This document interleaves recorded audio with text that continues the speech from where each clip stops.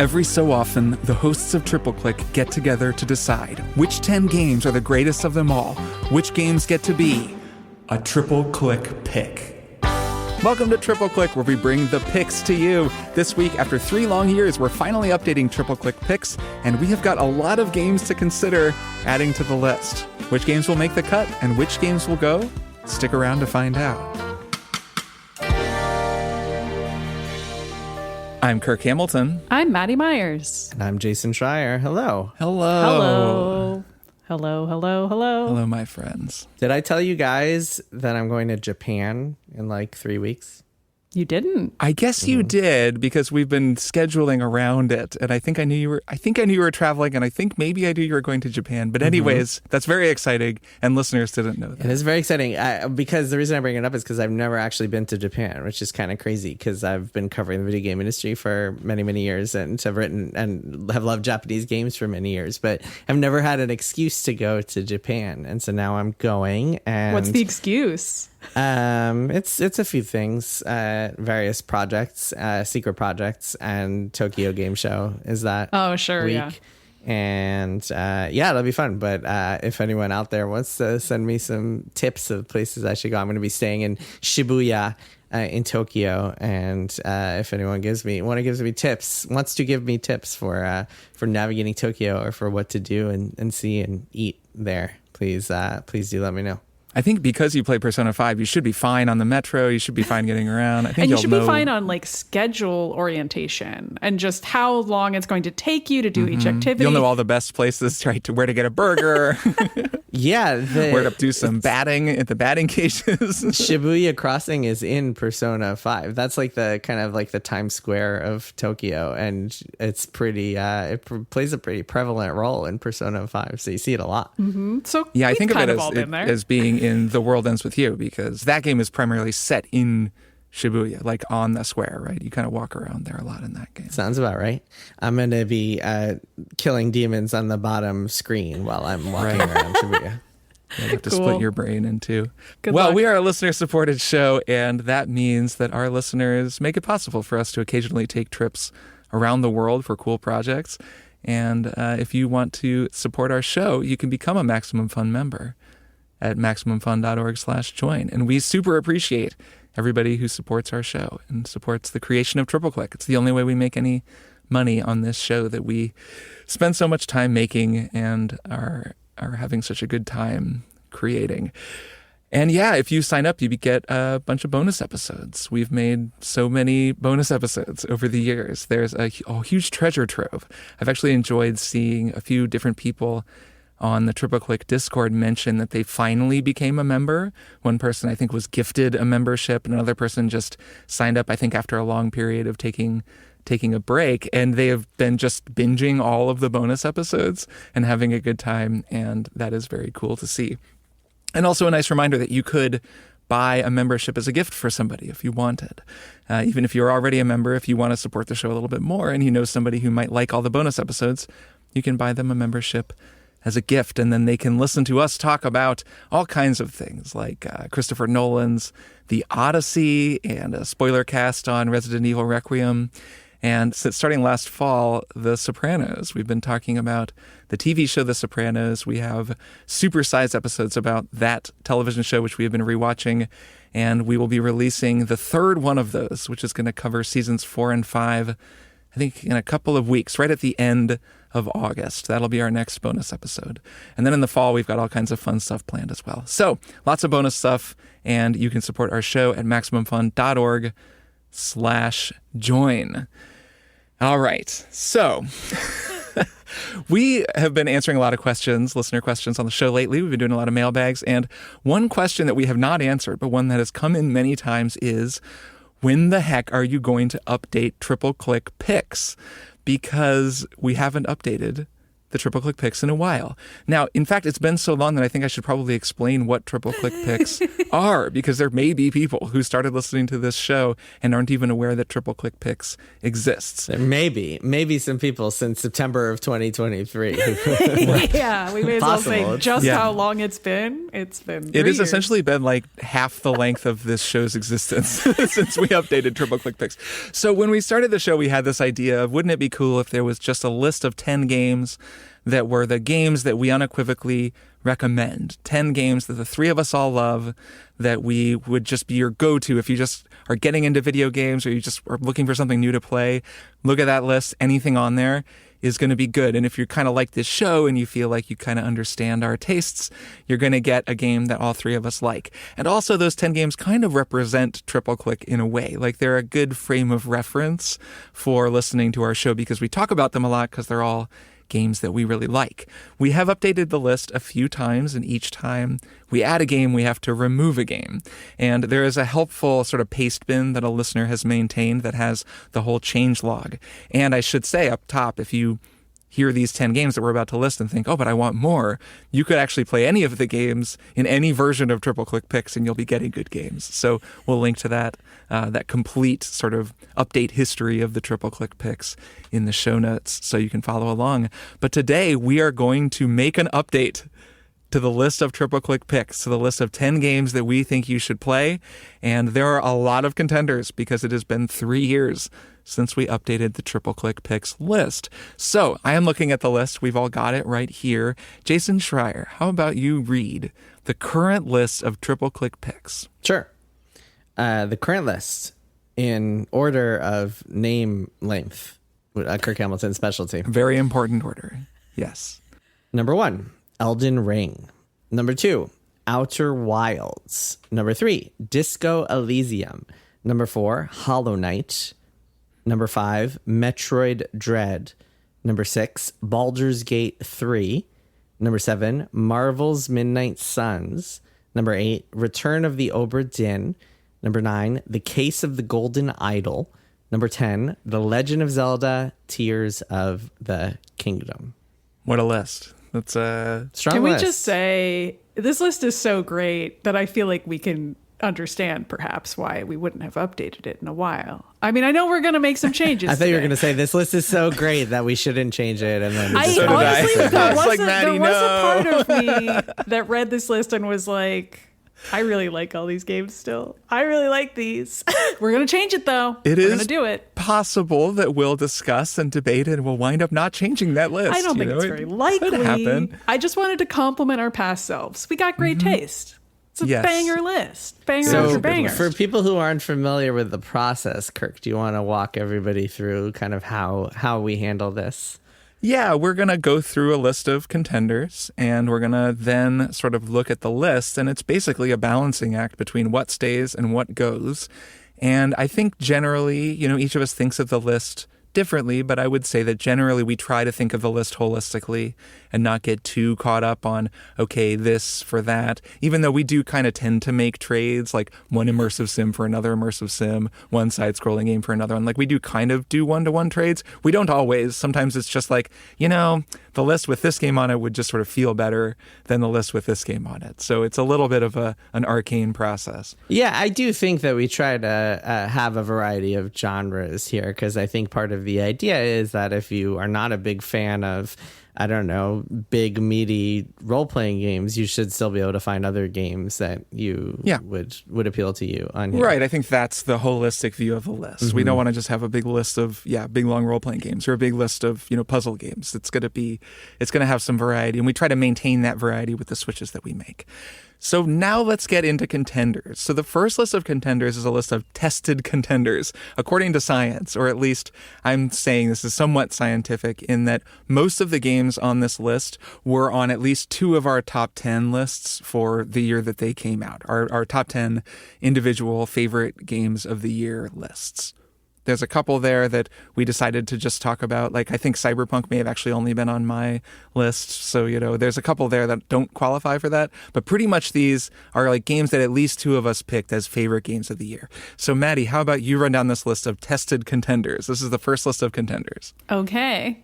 So these are Cyberpunk 2077, Octopath Traveler 2, Blueprints, Hollow Knight Silksong, Metaphor Refantasio, Balatro, Animal Well, Rise of the Golden Idol, Alan Wake 2, Super Mario Wonder, Final Fantasy VII Remake and Rebirth are both on here. And or. Well, I think we'll have to decide. And Astrobot is the final entry on this list of contenders. Yes. A lot of contenders. So then there is also a list of 2026 games from this year that we should at least mention. I think we tend to avoid games that just came out and kind of put a pin in them. That's one reason that we're bringing up Cyberpunk 2077 now, because the last time that we talked about this, the Phantom Liberty expansion had just come out. That game had just hit 2.0, which it's kind of 1.0, it had hit its kind of finished state. And so it was a fantastic game, especially, I think, in my opinion. But it was so fresh that, we were updating it at the same time that was coming out. So some of these 2026 games might not make the list, but we might as well mention them. Jason, how about you run down this list of 2026 games that we should at least mention? 007 First Light, Pokemon Pokopia, Fields of Mystria, Mina the Hollower, Titanium Court, Esoteric Ebb, Mugenics, Resident Evil Requiem, and Dispatch is not a 2026 game. It is not. Well, We put it last year. I put it on. I'll add Maddy it was going to rogue. the other bonus category of slightly older games that still came out since 2023. Maddy's, there's a list here that just says Maddy's bonus list. Yeah, now it has Dispatch on it. Okay, you want to just tell us what these are, Maddy? Sure. These are just other games that don't fit in any of the previous categories. And they are Dispatch, 100 Line Last Defense Academy, Prince of Persia The Lost Crown, Control. I know it's old, but I just put it on here anyway. Tactical Breach Wizards, and Elden Ring Shadow of the Erd Tree, which I would argue is a game. I know it's a DLC, but it's a game. Yeah, let's clear this up to start with Shadow of the Erd Tree. Fair. I think that Shadow of the Erd Tree is just included under the under the aegis of Elden Ring. I am totally fine with that. The same as Phantom Liberty is just a part of Cyberpunk 2077. I think we can just That makes knock it that way out right easier. now. Yeah. Great. One decision made. Done. Okay. This is so I guess easy. because Maddy, you got to do a little bonus list, I will just say there are two games that I would argue to put on the list, but that neither of you has played and that I just don't think will make it, that I want to acknowledge. One of them is Kingdom Come Deliverance 2, which just really is like, I'm still playing that game. I'm playing it right now. It's such a great game, and I really do think it deserves a spot. And the other is Cairn, which I've mentioned before is my favorite game of the year, a really amazing accomplishment and something that is just amazing and would fit really well on our list, but neither of you have played it. So I want to mention those two games, and we'll maybe come back to them in 6 years when we update I've this. played some Kingdom Come too, for what it's worth. That's true. But you played like the beginning hour or something. It's like Played a few hours. Okay, but Maybe I mean, not it's- enough it- to make a firm argument for it to be on the list, though. Yeah, Jason, I just can't expect. imagine us having a substantive or discussion about the game, because like I've played 100 hours of that game and I have probably 100 left. Like, it's just a different experience when you've played that much, and I am okay with us not submitting it. Okay, so should we make some pitches? Because I have a couple of pitches that I can make for like this for that. That's how we've done it. Okay, you want to just do a It's this just for like that straight swap? up Yeah. swaps. You don't want to try and get rid of remember stuff? this when we started doing this, it was kind of like in the lineage of the best that we would do, the best list that we would do at Kotaku, and the process was always like my pitch is this replaces that, and then we look at how that list would kind of the shape of it, and we decide, okay, yeah, that's a good swap. That feels Yeah, right. I think that'll be a better, like more time, just more efficient than trying to knock games off the contenders list. That'll take a lot longer. So go for it. What have you got? So my first proposal is going to be Blueprints. And I think there are a couple that we could do away with on this list that maybe like maybe, I don't know, have kind of like, have run their purpose, run their course on this list. My proposal is going to be Blueprints replacing Disco Elysium. Okay. I'm going to write that down. It's not what I would have expected you to say it replaces. So, Maddy, what would you have expected, or what do you think that Blueprints could replace? Because I agree, Jason, that Blueprints should probably be on this list. I agree. I think all three of us... Yeah, I mean, I think Blueprints, I would argue it's the best game of the decade. Like, it's one of my favorite games of all time. Yeah, it's the best game of the decade. Like, it's an incredible... And I've been, like, re-experiencing it, both through having my wife play it and watching her, and also having Russ Freshlick play it and talk to me about his progress every single day. And I'm just constantly reminded about how incredible an experience it is. Yeah, it's not really even a debate. I think it has to be on our list. Like, all three of us are obsessed with it. Yeah, it has to be on the list. I agree. And heading into this, I thought that was one of the most obvious choices, other than perhaps Silksong, but we'll get to that later. For now, we're talking about Blueprints. I think that, unfortunately, much as I love this game, Marvel's Midnight Suns has run its course.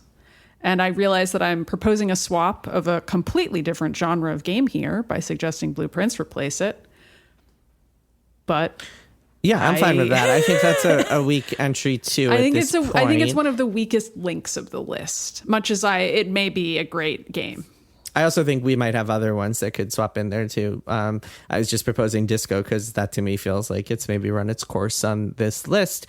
I think the thing about Disco is I think a bunch of other games like it have come out, and I think in some ways, not to diminish the quality of that game, but have kind of made it feel less essential. Because these days, if someone was like, should I play Disco Elysium? I would be like, I don't know, this game just came out called Esoteric Ebb. That's really cool. And I'm not arguing that Esoteric Ebb should be a triple click pick necessarily. It's just that Disco feels less like a singular experience that everyone must play these days.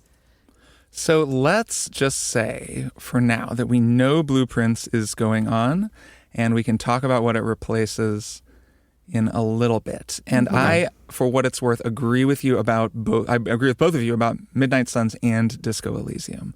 They're both great games. I do just feel like, especially with Disco, yeah, there have been other games like it. And actually, let's talk about Esoteric Ebb. Does Esoteric Ebb deserve a spot on our list? Is it a 1-for-1 swap for Disco? I don't know that it's a 1-for-1 swap. I liked it very much, but I'm not sure it's essential enough to merit a placement on the picks. I don't know if it gets the crown. Yeah, I'm with you there. I don't think it's essential. Actually, I have another proposal that's a little bit more left field in terms of genre, but I think Balatro has to be on here. And to me, Balatro and Blueprints for Disco and Marvel's Midnight Suns feels like good moves.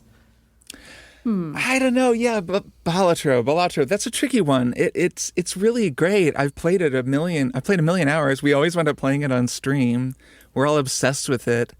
It's also just kind of a game about like the math number going up. I mean, it's an amazing game, but I'm not totally sure if it's a triple click pick. I could be convinced. It's okay. You don't think it's got enough depth to it? It's not deep that. It's like I'm ambivalent. It's not that I think it shouldn't be on there. It's great, obviously. Like I really am still obsessed with it and still play it pretty regularly. So it's a contender. I'll put it under the going on contender. I'm just a little less convinced. Maddy, what's your take on Balatro? No, I really know what you mean. And I almost am, for lack of a better comparison, it's kind of like putting a cheeseburger on a list of really fine foods where it's like, well, yeah, a cheeseburger is wonderful, but it's got a kind of quality to it that just doesn't quite fit the rest of the list. And I'm like, well, am I being biased against Balatro just because it has a sort of light sensation of like, just, it's not a deep game. It's not a really long story game. I'd be hard pressed to write any essay about its symbolism or what it means to society. Whereas I might easily do that with any of these other games.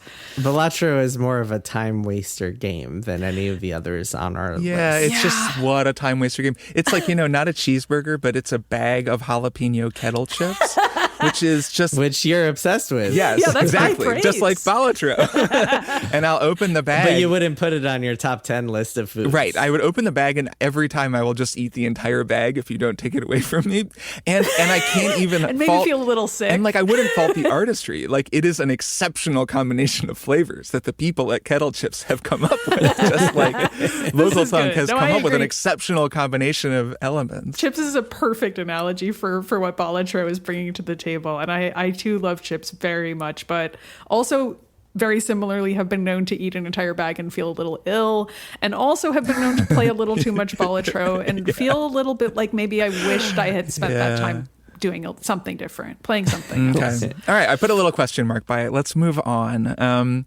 So I guess one game to throw out there is Cyberpunk 2077. Since we said we were going to revisit it, there is no, The Witcher 3 isn't on our list. Used to be. I don't think it ever was, No, it which was. is kind of interesting. I thought it was one of our very first. I'm looking at our. Is this a false memory on my part? Maybe we just talked about it extensively. Well, I'm looking at the Payspin history, and it's not on there. I believe you. And that's, I think, partly because, Jason, you've played some of it. But really, I'm the only Witcher sicko here. And all of us played Baldur's Gate 3, which is a similarly dense role-playing game, even if it's a very different game mechanically in a lot of ways.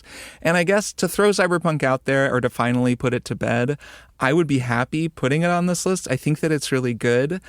It's a tricky one to recommend as a replacement for Baldur's Gate 3. I would never suggest that. They're very different games, though. Cyberpunk is not an immersive sim, but it is a first-person sort of open-world city game. It's just wildly different from Baldur's Gate. And also, CD Projekt's approach to storytelling and branching narrative is very different from Larian's approach in Baldur's Gate 3. I think it's great, and Phantom Liberty is just truly great. It's similar to some of those Witcher DLCs. It's just some of the best interactive storytelling going. It's such a great story. But I guess, what do the two of you think? Because I can't remember if either of you finished Phantom Liberty or have really engaged with this game that deeply. No, this is a tough one for me because I haven't played that much of it. It just never got its hooks into me for whatever reason. I enjoyed what I played, but I don't know, something about it just didn't grab me. Yeah, it's tough. I feel like this is one of those classic things where intellectually I have a lot of respect for what it's doing. I enjoy a lot of it, but I would never put it on my list of favorites, even though I think post Phantom Liberty, it's a way stronger game. And if I were talking to somebody who liked a sci-fi epic of that kind, I would absolutely recommend it to them. But for the triple click picks, it's I don't know. It's an edge case though. I was really considering it heading into this conversation because I do think it's a way, way stronger game now than it was the last time we had this conversation. And I also think it's a much stronger contender than some of the other games on this very long contenders list that maybe we won't even bother saying the names of again as we go through this conversation. It's definitely up there. The question I would ask yourself, okay, Maddy, ask yourself this question as kind of a thought exercise. If someone, just a random person, whether it's a family member or someone at a bar who you just met was oh, you're a games expert, what are some games you would recommend? Would Cyberpunk be in your top 10 of games that you would recommend to just this complete stranger out of the blue? Probably not, especially if we're going to make it more specific and say, I love RPGs, I love story. I would be more likely to still say Baldur's Gate 3 for somebody like that. I think Baldur's Gate 3 has a very comfortable position on this list still. Cool.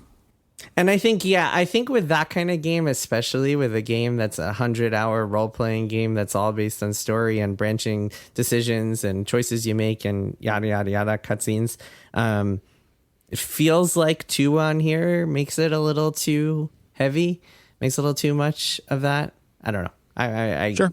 don't necessarily. Yeah, that's fine. I think the thing that decides it for me is just that the two of you never really dug into it. And this list is going to represent all three of us. So it's that kind of does it right there. Yeah, okay, yes. It's kind of to you what Octopath Traveler 2 is to me, where I would say that's one of the finest JRPGs ever made, and I would totally see it on the list, but neither of you really played much of it, so it's hard to argue it's a triple click. Right, and it's similar in that I loved what I played and was dang, I could see this being a great game, and then just didn't make time for it, and it's kind of similar. Yep. All right, well, let's get into another pretty strong contender and one that raises some interesting questions, which is Hollow Knight Silksong. I think it's pretty likely that this goes on. And the first question I want to throw out is, what do we do about this? Because Hollow Knight is currently on the list. How do we want to think about this? God, honestly, I would tell people play both of those. And in fact, I would say maybe Silksong replaces Metroid Dread and maybe we keep both of them on there. I don't think that's actually a wild argument. And I came into this thinking that Metroid Dread would probably come off of this list. in part because Silksong exists, and I already think it's pretty flattering to Dread that both Hollow Knight and Metroid Dread are on here. I like even in its original iteration, I think some of that was some recency bias with Metroid Dread. But I also think in terms of the triple click canon, when I evaluate this list and what do we refer to a lot, I see that as part of the value of the list, in addition to what do you recommend to a new friend who's asking you for advice on what to play. And I would probably recommend Metroid Dread to that person. But when I overlap that with what is the triple click canon and what do we actually talk about a lot, it's going to be Hollow Knight and Hollow Knight Silksong. Having both of them on there, I personally prefer Silksong. I've made no secret of that. So to me, that swap is totally fair to make. I think it's a stronger game.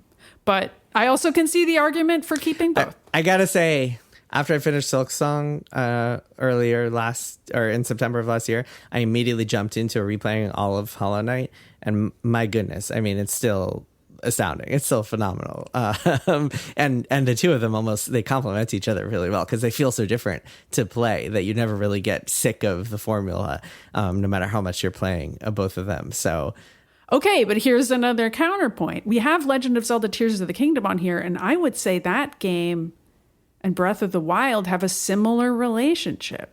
And we don't have both on actually, here. One of the arguments we made, I remember making this argument and having this conversation, was that Tears of the Kingdom, because of all the travel all the extra ways it added to get around the world and also to fight enemies, to me, it superseded Breath of the Wild because it felt much better to play. And it was hard to imagine going back to Breath of the Wild once you had gotten all those powers like Ascend and Fuse and Ultra Hand.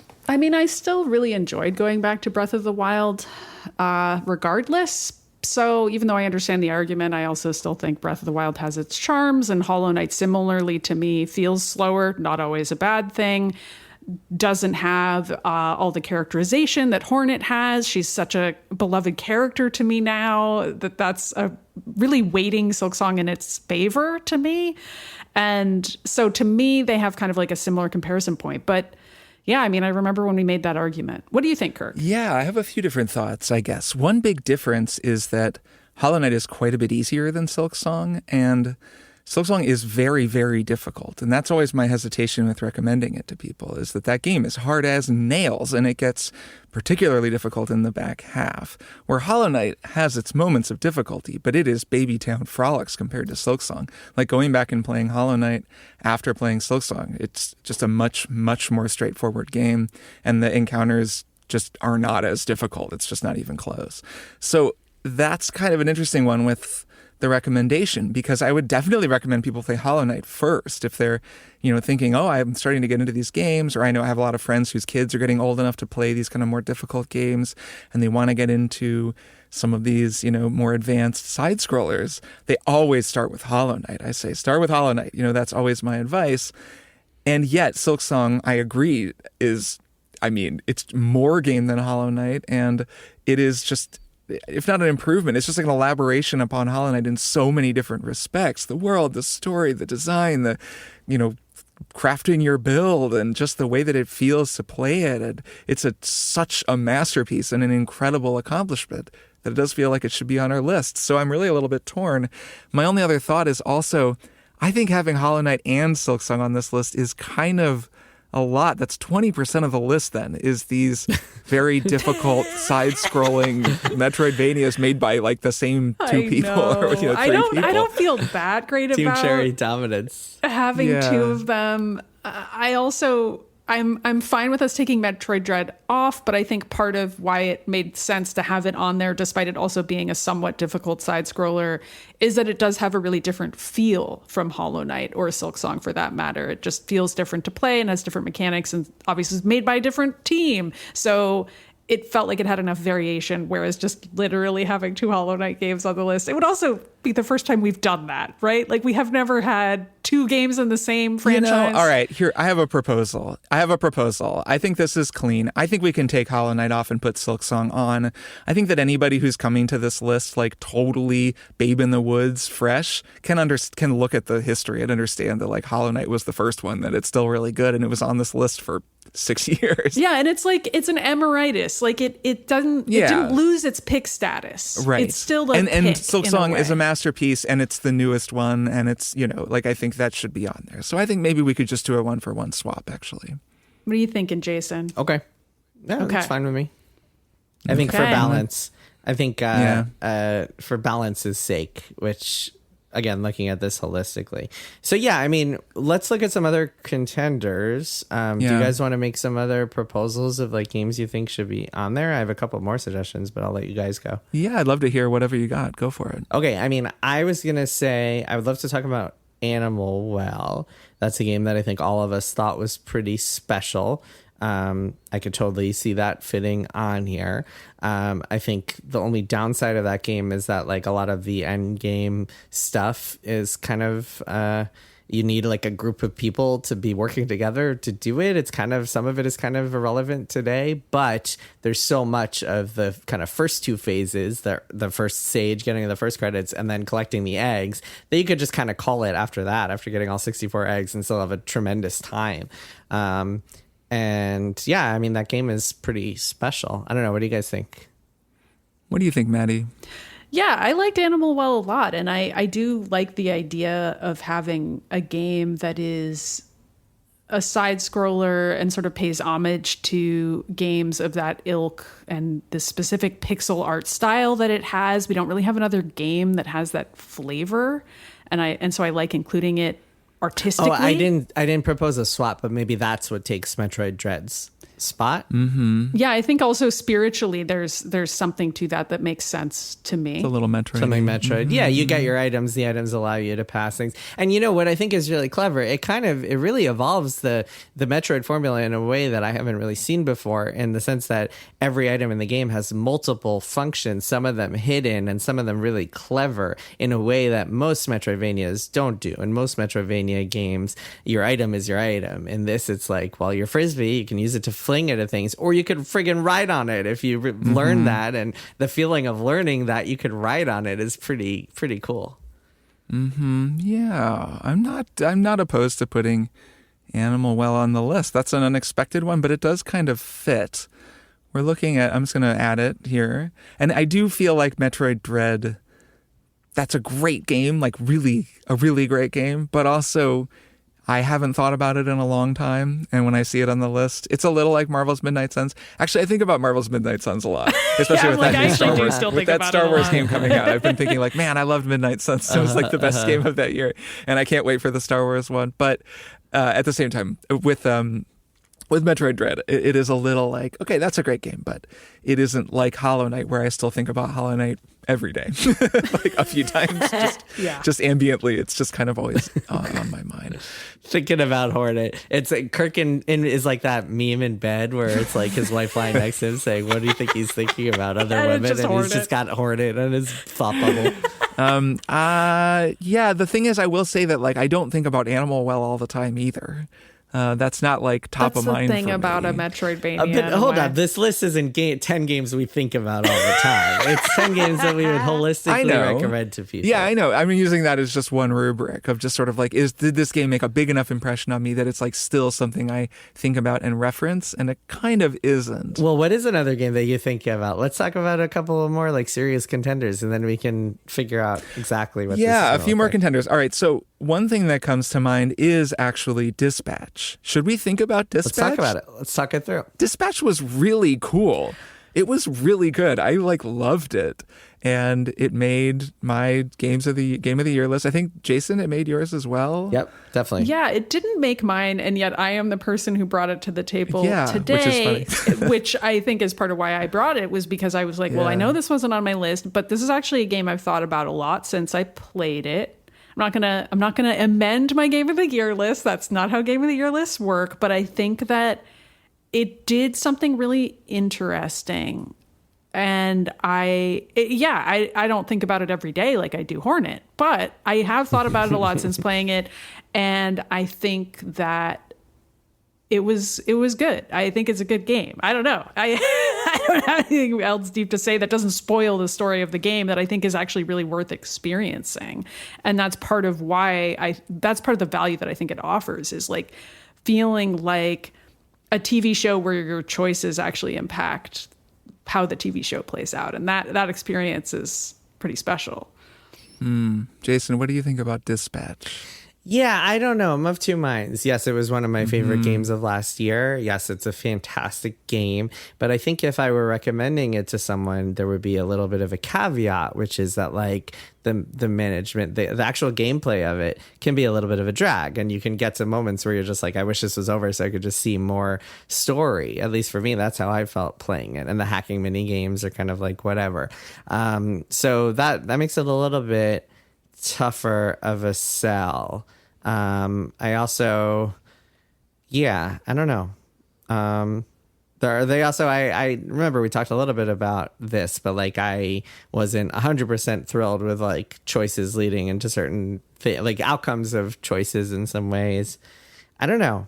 I feel like when there's a sequel to Dispatch, I feel like they're going to knock it out of the park. And that feels like when the game will get on this list. Yeah, I kind of feel that way too. I'm like, I feel like the sequel is going to be so great because they've figured out how to do it and what was special about it. And I'm really excited to see where they take those characters and what they do next. So maybe this is something we revisit at a future time. Yeah, I'm not super sold on it.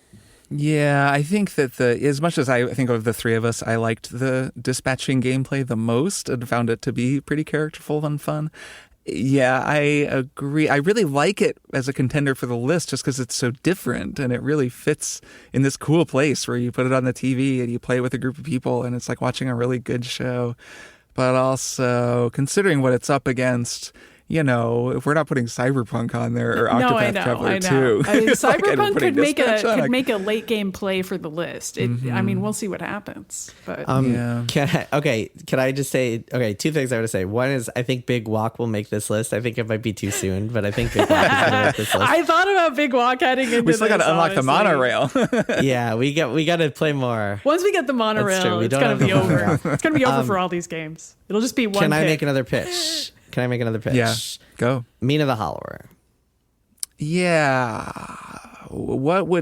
Maybe. I'm open to it, even though I go back and forth, and I found the difficulty to be a little off-putting, and even after modifying. Yeah, okay. So I guess the thing that would be my biggest roadblock is that you have to warn people, just like with some of these other games I've been mentioning, when you can't just unreservedly, like you can't just be like this without reservations, no hesitations, you got to play this. With Mina, it's kind of like you have to be willing to get through a really difficult first couple of hours. That said, the game is so special and meticulously designed and feels so good to play and looks so good and sounds so good. It's hard to argue that it's not a complete package. But yeah, that difficulty spike at the beginning does make it a tough sell for me too. What do you think, Maddy? Yeah, I'm in the same boat. I feel like the way that they organize the accessibility settings is itself so overwhelming for some people that it can be a downside. Yeah. It is not how I felt. But I've heard that enough from friends who've played the game that they thought parts of it were hard and they wanted to figure out how to make it more playable. But because there are so many things in Mina that you can change, it actually ends up being difficult to tell how to make it fun for you, even though I actually believe that there are ways to make Mina fun for maybe not every person in the world, but a lot of people because of all of those settings. I just also think it can be really hard to figure out how to make those settings work for you. And that is also a design challenge that they've described facing in making the game and in designing all the items and on top of all those accessibility settings. Yeah, I think I kind of don't think it quite makes it. Just because it's a little bit more of a niche game. Like the art style as well. I know a lot of people don't like how it looks, and I'll admit that it's not like my chosen art style. Like I came around on it, like I really warmed to how it looks, but it is a little bit flat and sort of, I don't know, like that particular style of video game, just like it didn't really grab me, and it wasn't until I played it a bit that I really came around on it. And it is pretty hard, and yeah, while I liked the difficulty options and really found a way to play the game that I really like, I have also seen that feedback, Maddy, that actually all the options are like overwhelming and people just wind up in their head about like, do I have the game set right? Am I playing it the best way? Am I having fun? Is this too hard? Is it too easy? And that winds up kind of throwing people off. And like, it's really great, but I don't know for the like show wide pick for one of the 10 games you must play. I think it's maybe a little bit too particular. Any other contenders for you guys? Otherwise, we can kind of go through what we've got here. And so I'm curious. We've got the Case of the Golden Idol on this list. Do we want to sub in Rise of the Golden Idol as just a swapperoo? Yeah, Jason, you're the most familiar with these. What do you think? No, I don't think so. I think Case is where I would Okay. recommend people start. And I think Case is stronger as a whole. I think Rise, is fantastic. I love that game too, but Case, I think, is better. Okay, asked and answered. I don't even entirely disagree. I was kind of torn on it, but I think you said it well.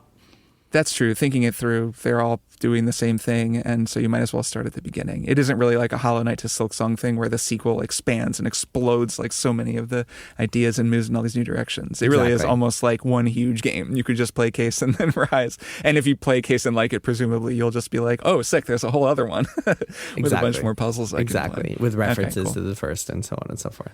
By the same token, Obra Dinn still on here. We don't really have another game like it to replace it, but like Disco Elysium, this is an older game. I mean, it's one of the oldest games. I don't know, oldest game on the list. Yeah, I don't know though. I mean, yeah, but I don't think, unlike Disco Elysium, I mean, it's not about nobody. Games come on, people, make a better game. No. This. That's not what I'm saying. No, that's not what I was saying. I mean, I know I said that Disco didn't feel singular anymore. In fact, I would say Obra Dinn did get other games like it. There are a lot of games that are like Obra Dinn, but Obra Dinn still feels singular, and it still feels like the game that I would say you absolutely must play this game. I would say Golden Idol is kind of an iteration of the Obra Dinn formula, and there are a bunch of others. I just played another detective game that was kind of like followed similar. There are a lot of games that involve just kind of like doing a logic puzzle and figuring out who did something that are just kind of in that mold. So I would say the games have come out like it. It's just that nothing has lived up to it in any way. Mm-hmm. I feel the same way about Outer Wilds for what it's worth. I can never. Yeah, I was like, I have no interest in removing Outer Wilds. I can't imagine taking it off. It's still the maybe best video game I've ever played. Singular experience, yeah. Yeah, it's truly singular. And I mean, Echoes of the Eye has come out at some point, the expansion. Amazing. And again, like with these other games, I consider that part of it, and Echoes of the Eye is amazing. We did a whole Beans cast about it. But, it's just like that game will be on the list maybe forever, and that's fine. I actually look forward to the day a game comes out that's so good it makes me actually think maybe I would want to put this on instead of Outer Wilds, because it hasn't happened yet. Yeah. I'm going to throw one more thing to the two of you that I feel we should at least mention, because it is a development since 2023, and that is, I think we have become a little more enamored in general of Resident Evil. And it kind of started with the Resident Evil 2 remake. I almost put Resident Evil 2 remake on my list. And then there's been the Resident Evil 4 remake, and there's been Resident Evil Requiem.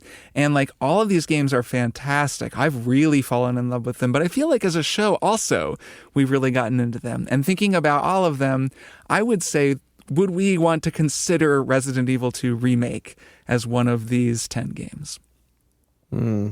I mean, I think there's a strong argument for that. I think it's a very influential game, and that has been part of why we've talked about it so much. It's a really good example of remaking a game and making it both completely different in terms of how it actually plays out and improving on it, while also making it totally standalone. You don't need to have played any other Resident Evils to enjoy it.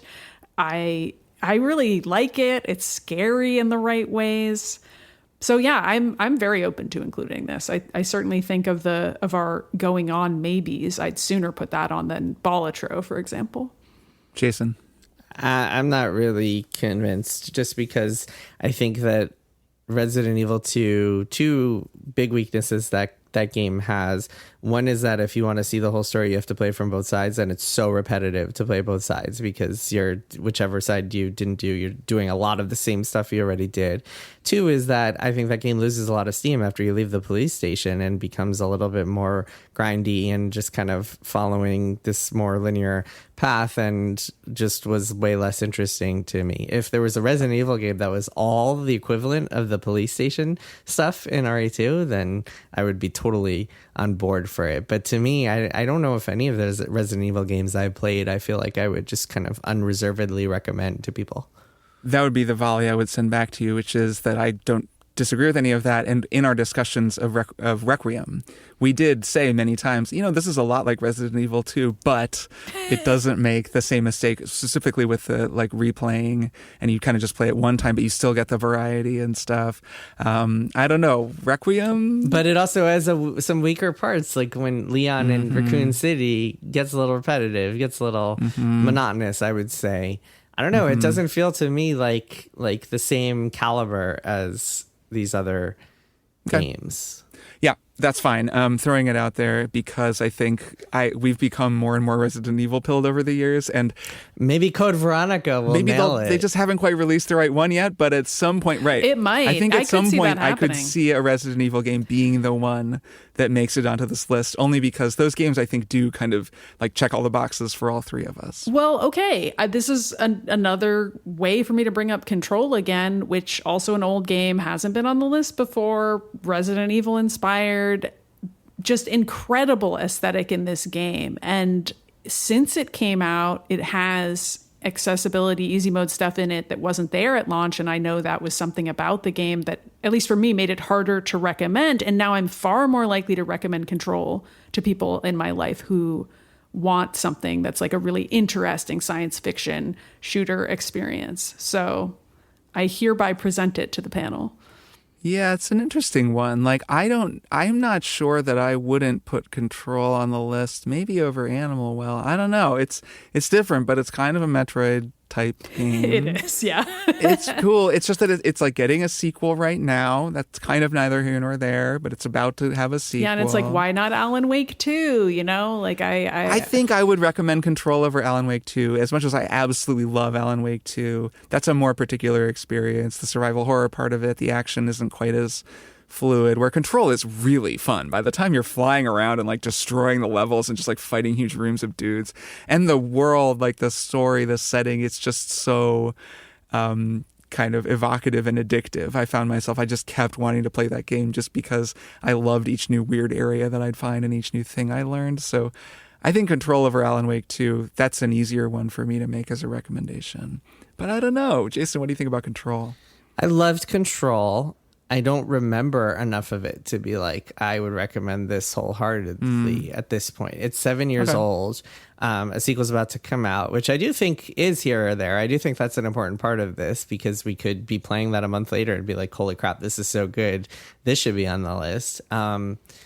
I don't know. Is there a statute of limitations on this? Did we ever decide if there's a cutoff date? No, we could put Ocarina of Time on right now. That's true. Well, We could. I feel like That'd be we definitely weird, but wanted we it could. to be more modern games than classic. I don't know. To me, it feels a little weird to be we're just going to randomly add this 7-year-old game. Why not other games from 2019? Why not, I don't know, Persona 5? Why not Mario Odyssey? I just don't know. It doesn't. Yeah, no, I know. I mean, I think part of it is well, what are the games that we talk about a lot? And I do feel like we talk about Remedy games a lot, but that doesn't necessarily justify this. There's a little bit of a feeling of righting a wrong. Persona 5, to your example, Jason, has been on the list. We had Persona 5 Royal on the list, and then it got replaced. Did we debate Control in 2020 when we first made the list? I'm sure that we did. I think I probably argued for it back then, and I'm just bringing it back, and I've forgotten that I already did this, and the listeners are yelling at their It was quite a long time their ago, so I think phones. that's understandable. Well, all right, so currently we've got a kind of 4 for 4 going. We have Blueprints, Balatro, Hollow Knight, Silksong, and Animal Well going on. Hollow Knight, Marvel's Midnight Suns, Disco Elysium, and Metroid Dread coming off. But we don't feel strongly about Balatro. I'm the only one who's really pushing for it. You guys kind of disagree, so maybe something else should go in that spot. Well, here's the question. Well, we haven't brought up Tactical Breach Wizards yet. That was one of my other wild cards. I mean, I would wholeheartedly argue for that to be on the list, because that's one of the best games I've played in the last few years. I absolutely adore it. Maddy, I mean, are you fighting for it also? I think it has a similar energy to a Disco Elysium, which is coming off, where it like is doing interesting things with narrative. I know it's a different genre. I would say, I mean, it's not really like, I would say mechanically it's much more Midnight Suns in that it's a turn-based isometric strategy True. game. Yeah, which is also coming off. Yeah, which is coming off. I think that would be like a clean swap, and I love that game. Narratively, it's not like Disco Elysium though. Like it's it's really funny and very well written, but it's not like this incredibly elaborate narrative experience where you're making all these choices and building a character the way you are in that game. And I don't know.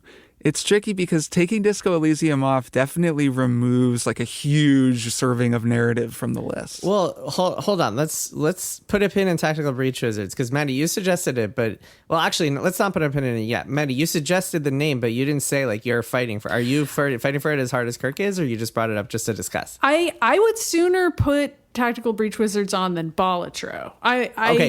That's personally where I would put it. To respond to that specifically, let's put a pin in Tactical Breach Wizards. We don't have to add Balatro. What we could do is add Blueprints, Hollow Knight Silksong, Animal Well, and then keep one of the ones we suggest. Like we could keep Disco Elysium if you guys feel like we don't have to get rid of that.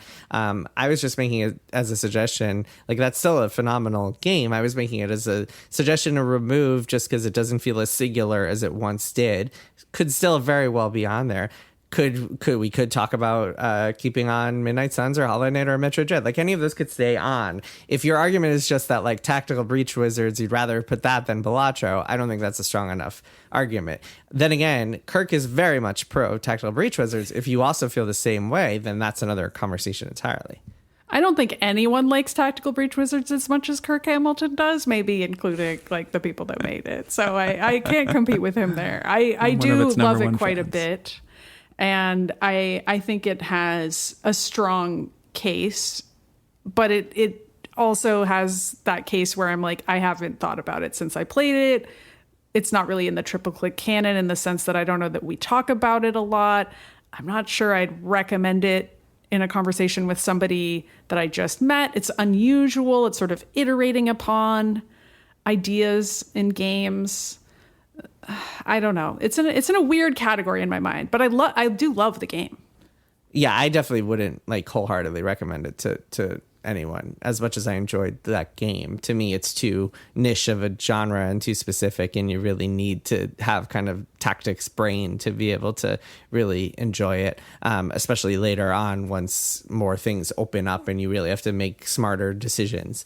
Rather than the kind of, I feel like the earlier stages of that game, it's a little more puzzly where there's like a clear solution that you can just kind of follow through, but then it gets more tactical. I mean, I don't think that's okay. I don't think it makes that tells me that it does not go on, which is fine. I will just continue to love it in private. So I'm going to make a proposal. So how would this list look? I would just want to read this and just picture this in your brains. Elden Ring, Outer Wilds, Blueprints, Animal Well, Disco Elysium, Baldur's Gate 3, Hollow Knight Silksong, Return of the Obra Dinn, The Case of the Golden Idol, Legend of Zelda, Tears of the Kingdom. So basically we would add Animal Well, Blueprints, and Silksong, and we would remove Hollow Knight, Midnight Suns, Metroid Dread. So we would keep Disco Elysium. How does that feel to you guys? That works for me. I think the one pick that we're adding that is like a game that it just doesn't inspire great passions in me is Animal Well, but I totally acknowledge that game's brilliance. It's really amazing, and think it's a nice swap for Metroid Dread in some ways. Like I find that very, very tidy, actually. Can I throw something out there?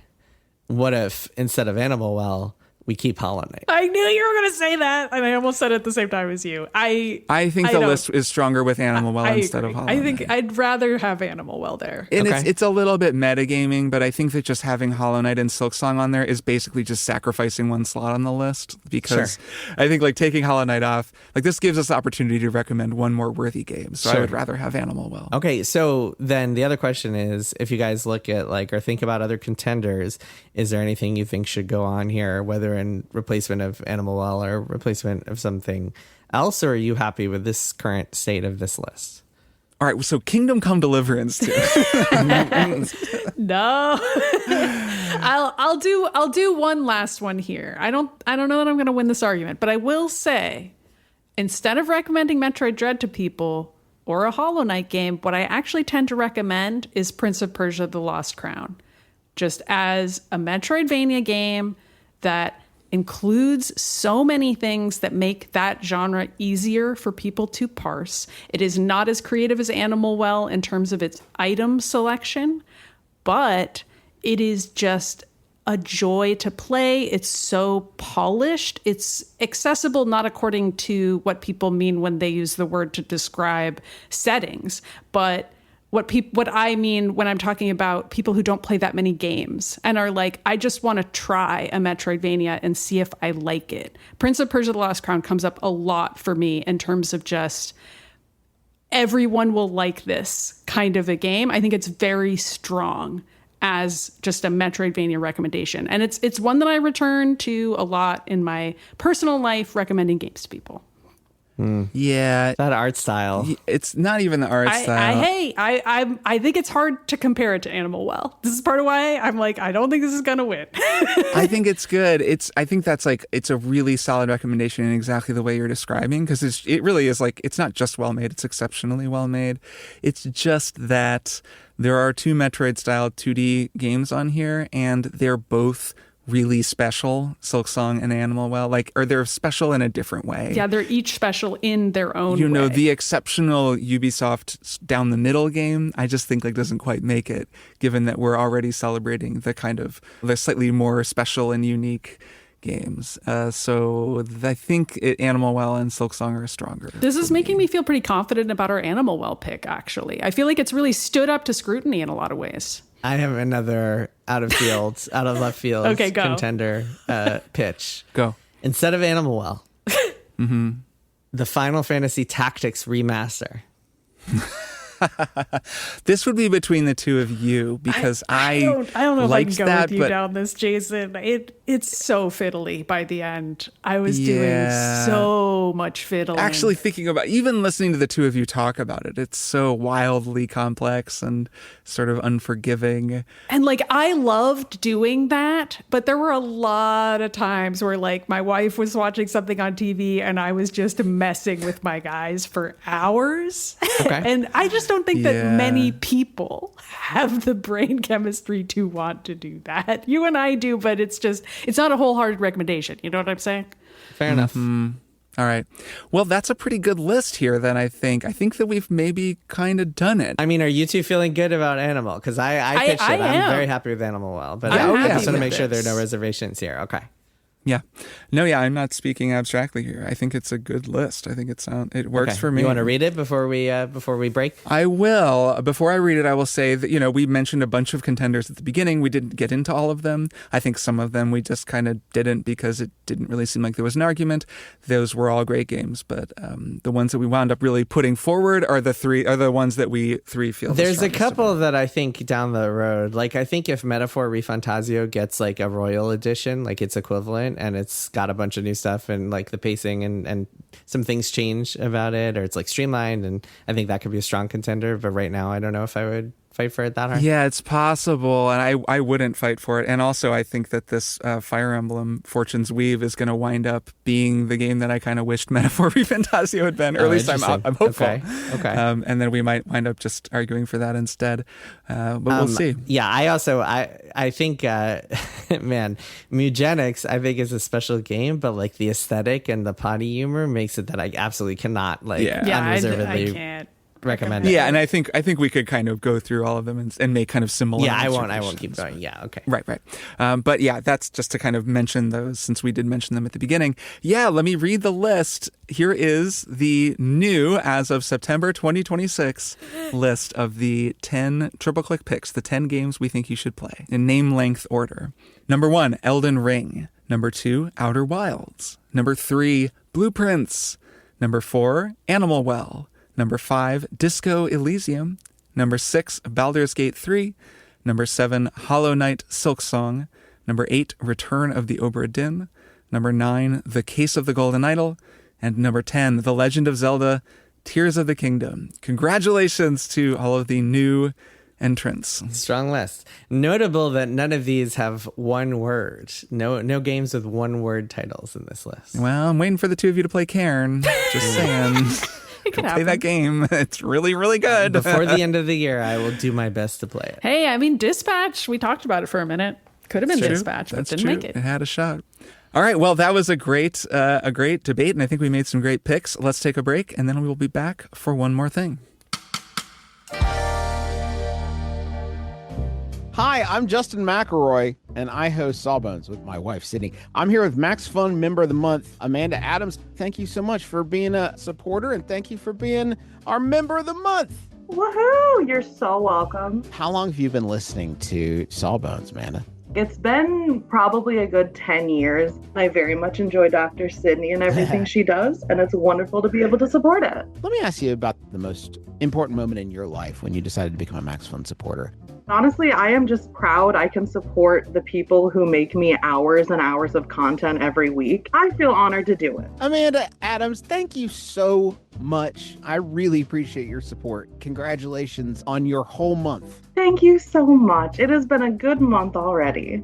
Support the shows you love, including this one. Check the show notes for a link or go to MaximumFun.org/join. Hi everybody, it's Ellen Weatherford. And Christian Weatherford. People say not to judge a fish by its ability to climb a tree. But we can judge a snake by its ability to fly, or a spider by its ability to dive. Or a dung beetle by its ability to navigate with the starlight of the Milky Way galaxy. On Just the Zoo of Us, we rate our favorite animals out of 10 in the categories of physical effectiveness, behavioral ingenuity, and of course, aesthetics. Guest experts like biologists, ecologists, musicians, comedians, and more join us to share their unique insights into the animal kingdom. Listen with the whole family on MaximumFun.org or wherever you get your podcasts. And we're back for one more thing. Maddy Myers, take us away. Sure. So we still have our 7-day free trial of Britbox, and we have been taking advantage of it, people. We are watching all the BBC Just shows slamming we that can. Britbox. Getting as much out of the box as you can. I want to say for the record, we were recording this episode a little bit early, in case you're wondering about the time. How does 7 days dilation possibly here. work for Maddy? Well, I would have still recommended this anyway. I would have used past tense. I would have been like, our trial expired. But this is another television show that the BBC created that we adored. Very, very different vibe than the other Bennett sister, which I talked about last week. This show's called Ludwig. It is a comedy, but it is a murder mystery series that stars David Mitchell, who's a British comedian that I know from the famous sketch in which he plays a Nazi who says, "Are we the baddies?"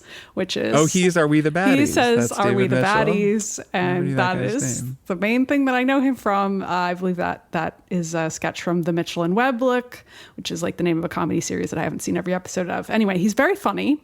And on this show, Ludwig, he plays twin brothers, except one of the twin brothers has been missing for several days. And that missing brother is a police detective. And the twin that David Mitchell plays, who is not a police detective, is a very reclusive, socially awkward, introverted puzzle designer. So he and his brother have very similar skill sets, except that one of them is extremely introverted. And so the wife of the missing brother gets in touch with him and is like, "I think there's a conspiracy involved in my husband's disappearance, and I need you to pretend to be him for a day and just go to the office and get some files so that we can try to look into what happened to him." And because this is also a comedy show, as soon as he gets to the office, he gets roped in to going along and solving a mystery, and his unique puzzle capabilities lead to him being extremely masterful and very funny at solving this murder mystery in the first episode. And as unrealistic as that sounds, you just kind of have to go with it. He just gets swept up into the police station and has to start solving all of these murder mysteries, and does so in his own unique puzzle master way that is extremely satisfying and funny to watch, but also needs to try to keep up appearances of being his brother, who is a very different person than he is. And just, we found this so charming. We love a murder mystery and we love puzzles, and this show really blends both of those things, and also just really takes advantage of David Mitchell's ability to be like awkward humor guy. I feel like that's kind of what he's been cutting his teeth on for his entire career, and he's excellent at it. And there are some fun mysteries. So yeah, I recommend it. It's called Ludwig. There's only 6 episodes because this is a BBC show, so it's really short. And in theory, you could watch it, all 6 of them, while waiting out a 7-day free trial of Britbox, which is, of course, precisely what we've done. So yeah. Nice. That's my rec. It sounds good. When I hear David Mitchell, I think of the author of Cloud Atlas. Oh, sure, yeah. That's the this is a different one. I guess a fairly common name. Yeah, 2 kind of so common that names. Makes sense. 2 first names. Yeah, true. That sounds like a fun show. Jason, tell us your one more thing. Yeah, I read a book called Time to Burn by Ellery Lloyd. And this book has a phenomenal premise, which is that a tech company has figured out how to make a time machine and send people back in time. And of course, because it's a tech company, there may or may not be nefarious things going on there. But what happened was, and the premise of this book is that, so this company figured out how to do it, but it's very heavily regulated, because the only way that the government was going to allow this to happen was to say, okay, you have to follow by this, and this. This is a fictional world where the government actually functions and can issue regulations and keep tech companies under control.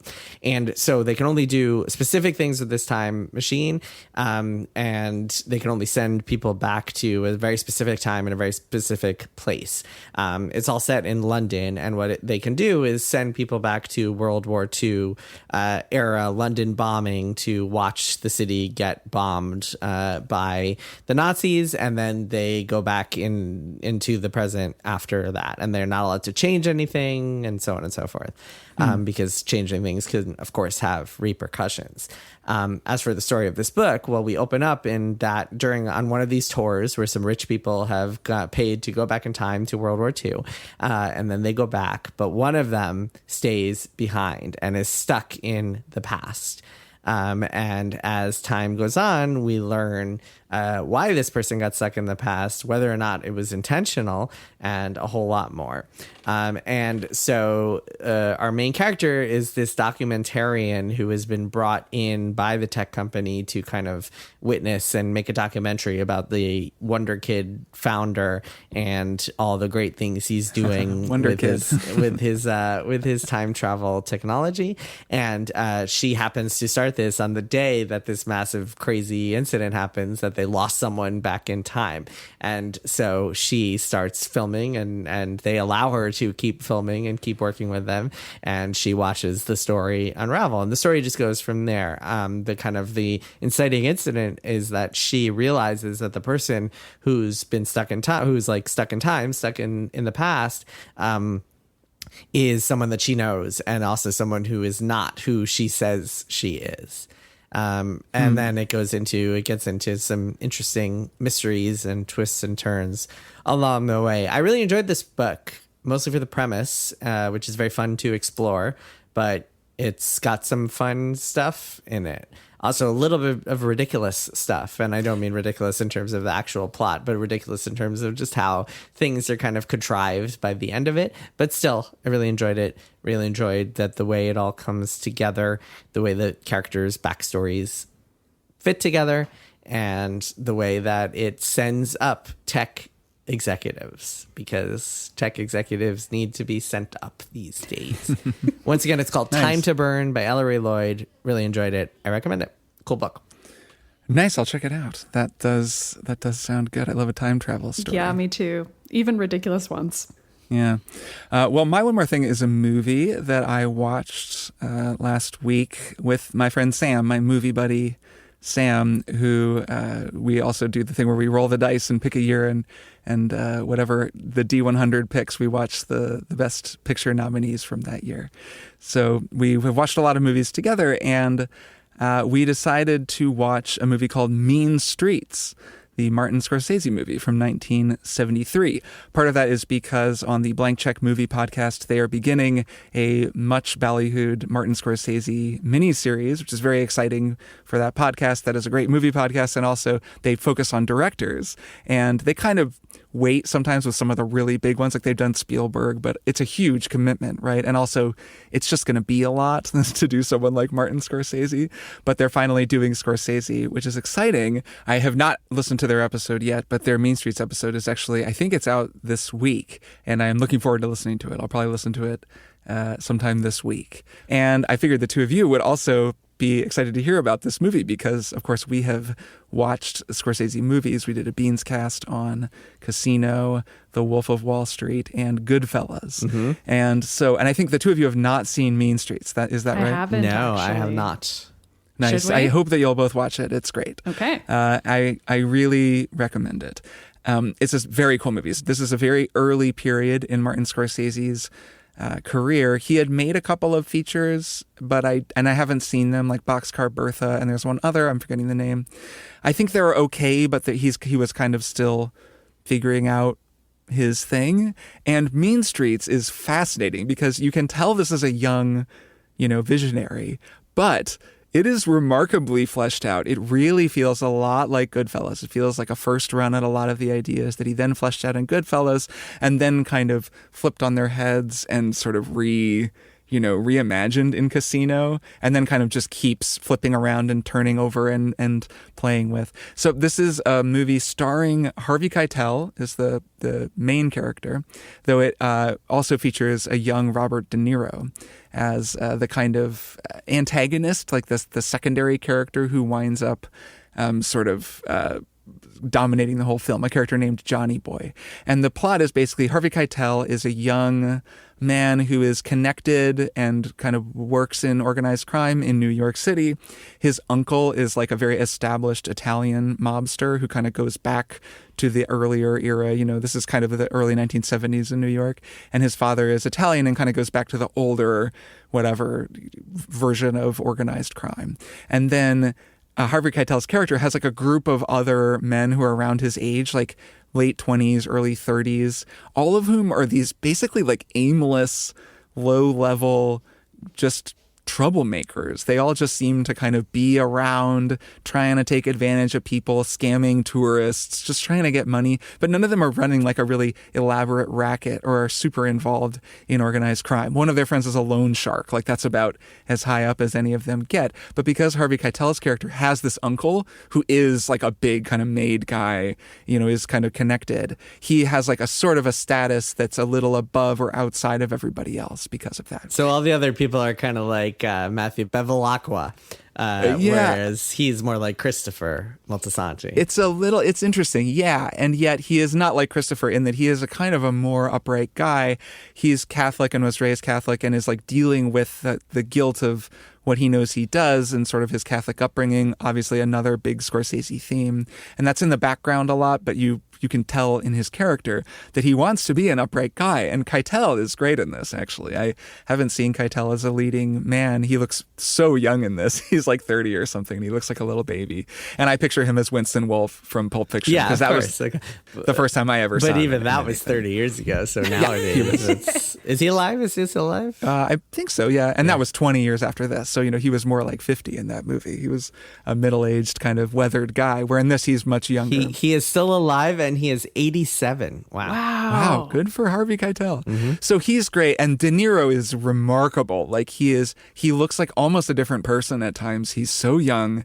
And yet you can see the De Niro that we got to know even in later Scorsese films like Taxi Driver and Raging Bull, just like a few years later. Is Taxi Driver is after Mean Streets? Yes. Okay. I think 6, those are like 5 or 6 years after. Okay. And that's when Scorsese had kind of found, I'm forgetting the name of the cinematographer, but he'd found a few more of his regular collaborators. And De Niro had more time to kind of grow, to become physically larger and just kind of to discover his like physical self on screen. It's pretty scary in Taxi Driver. This version of De Niro he's this very skinny, like kind of like almost punk. He has a sort of a punk energy. And he's Johnny Boy, the character, is this like absolute like wild troublemaker who's just, he has debts all over town. And he's like the doomed friend of Harvey Keitel, where like everyone is kind of always telling him, dude, you got to cut this guy loose. He owes money to all these people. He's going to put you in a position where you're vouching for him and he screws you over. He's drunk all the time. He's reckless. Like he's going to get himself hurt or killed. And yet he's also so charismatic in the way that De Niro plays him. He's this undeniable guy that you kind of like keep him around. And so that's the kind of central relationship in the movie, though it explores a lot of other things as well. And you can see Scorsese and his cinematography. Who is the cinematographer on this film? Kent Wakeford, who I'm not super familiar with, but this is that kind of early, like young Hollywood, like there's this kind of new Hollywood style of filmmaking that's taking over. And this film was like one of the kind of the landmark films in that school. And there are these scenes. It's so fun. They get in this fight in a pool hall at one point, and the camera is just running around behind one guy as he's fighting. You get a lot of those big, long, exciting sequences that Scorsese likes to set up where there's no cut and the camera is like moving through all this choreography with everyone in the room. There's a lot of really ambitious stuff. There's a car chase that's incredibly scary and intense, and they're working with a budget. It's not a crazy budget, but also just a lot of ingenuity and creativity. And if you're at all into filmmaking, this movie will just totally like light you up. Like it was just so fun. Sam and I were just sitting there being like, look at this. Look at that. Look at this. Like the whole movie. And then the performances are so much fun. It has this, stagey kind of old-fashioned quality to it, but it's also very naturalistic, and it's shot in New York, and it's just, you're just looking at these vistas of just kind of trashy 1973 New York. It's so distinct looking, the 7-Up branding that is everywhere, because like there was just 7-Up stuff around the city. All of the stuff they shot was just on the streets of the city. And so you really get that feel for that like gritty 70s New York that is a very particular period in time. So this is a cool movie. I really recommend it. Sam recommended it, and it was his idea to watch it, and I'm really glad, because I wouldn't have thought to watch it. I don't know, there are plenty of other Scorsese movies I haven't seen that I would go to first, but actually going back to the beginning was really cool, and I think the two of you would love it. And at some point we'll have to talk about it in the context of The Sopranos too. Because I think that, well, for starters, it features a young David Proval, the actor who played Richie Aprile. He came on screen and I was like, wait, I know that guy. And he's just so much younger, but it's Richie Aprile, which is just fun. But also, like, thematically, we've talked about this some when we talk about The Sopranos. I think that Scorsese is in an interesting place where if you go back to The Godfather, as the characters on The Sopranos so often do, The Godfather is that Coppola type of filmmaking is so much more the 1950s, the earlier generation of mafia, of gangster guy. And then Goodfellas is so the movie about the generational divide and how it all fell apart when the new generation took over. And this movie is also kind of about that, because he has this uncle who seems like very much this more refined, old-fashioned gangster, but he and his friends are just a disaster. And I guess it's also interesting just thinking of it as a movie that was made and is set during the Vietnam War, when so many men, young men, these guys' age, were overseas in Vietnam fighting. And these guys are in America, not fighting, and just like absolutely going to seed and ruining the community for everyone around them, which is something that I just thought was interesting, like considering the time period for the movie. Anyways, there's a million thoughts from me about Mean Streets, a very cool movie that I hope some people go out and watch, and that I hope the two of you go and watch, because you would both, I think, really get a lot out of it. Cool. Yeah, I think I would. I think Taxi Driver was one more thing from me a while back, if I'm remembering right, and it was very cool. I really like going back and watching these movies that I missed because I either wasn't alive or didn't come up for me in film class in college or whatever it may be. They can be really illustrative. Yeah, I think you'd really like it a lot. And yeah, that's our episode. We did it. We updated Triple Click Picks. Everyone can stop emailing us for a little while. Welcome. Maybe we'll do it in less than 3 years. We should this try to do time. it like I don't every know. September or something. No promises. No, definitely no. We would never make a promise. We know better than to make promises, but we can try. We can promise to try. How about that? That's a good one. Yeah. All right. Well, I will see the two of you next week. See you next week. Bye. Triple Click is produced by Jason Schreier, Maddy Myers, and me, Kirk Hamilton. I edit and mix the show and also wrote our theme music. Our show art is by Tom DJ. Some of the games and products we talked about on this episode may have been sent to us for free for review consideration. You can find a link to our ethics policy in the show notes. Triple Click is a proud member of the Maximum Fun Podcast Network, and if you like our show, we hope you'll consider supporting us by becoming a member at MaximumFun.org/join. Email us at tripleclick@MaximumFun.org and find links to our merch store and our Discord server in the show notes. Thanks for listening. See you next time.